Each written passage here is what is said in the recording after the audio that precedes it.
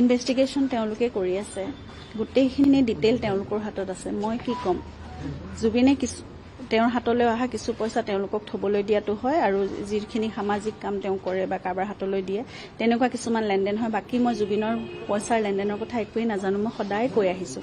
গতিকে এইখিনি প্ৰশ্ন মোলৈ উত্থাপন হ'বই নালাগে। বাকী তদন্ত যি হৈ আছে, তেওঁলোকৰ হাতত গোটেইখিনি বেংক ষ্টেটমেণ্ট আছে, তেওঁলোকে গোটেই ডিটেইল পাইছে, তেওঁলোকে যি ডায়েৰী মেইনটেইন কৰে সেইখিনিও নিছে বুলি গম পাইছোঁ। গতিকে মোক এইখিনি প্ৰশ্ন কৰি লাভ নাই। আচলতে মই একো তথ্য দিব নোৱাৰিম। ধন্যবাদ।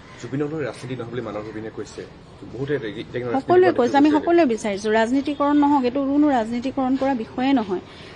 জুবিনৰ সেই দিনটোত জুবিনৰ লগত কি হৈছিল, তেওঁক ইমান নিথৰুৱা কেলে কৰা হ'ল, ইমান আমাৰ আলাসৰ এজন ব্যক্তি, আমি ইমান মৰমেৰে আলফুলে তেওঁক ৰাখোঁ, সকলোৰে মৰমৰ, সকলোৰে ইমান আদৰৰ, এই লক্ষ লক্ষজনৰ মৰমক নেওচি তেওঁক নি পেলাই ইমান নেগলেক্ট কিয় কৰা হ'ল, সেইটোৱে আমাৰ প্ৰশ্ন। কি হ'ল, এই ভিডিঅ'বোৰ টুকুৰা টুকুৰিকৈ যে একদম ৱেব ছিৰিজৰ নিচিনাকৈ উলিয়ালে, তাতকৈ আমাক সঠিক কথাটো লাগে।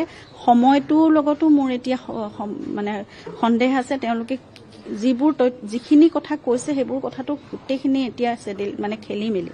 গতিকে সঠিক কথাখিনি কওক, তাত কি অভিপ্ৰায়, কাৰোবাৰ যদি লুকাই আছিল বা কিবা কৰিছিল, ক্ৰিমিনেল এক্ট কিবা জড়িত হৈ আছে, তেতিয়াহ'লে দোষীয়ে শাস্তি পাওক, সেয়াই মূল কথা।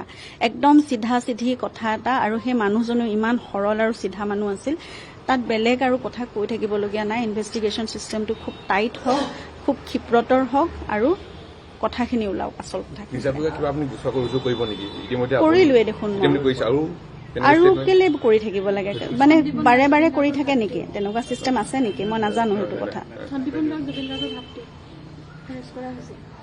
কৰা হৈছে, সেয়াওতো ইনভেষ্টিগেশ্যন অফিচাৰৰ লগতে আছে নহয় জানো।